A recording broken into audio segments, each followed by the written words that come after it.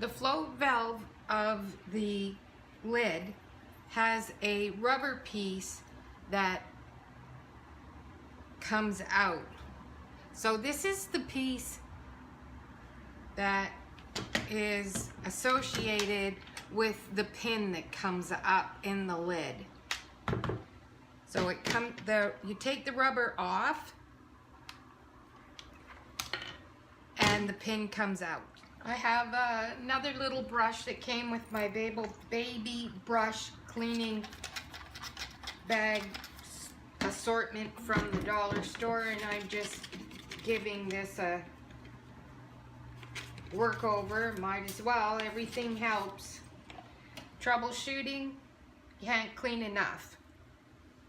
This one came out of this lid and it's clean.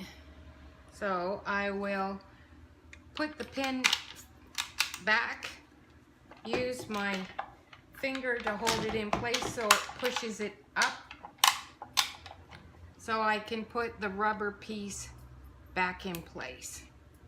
And now it sits.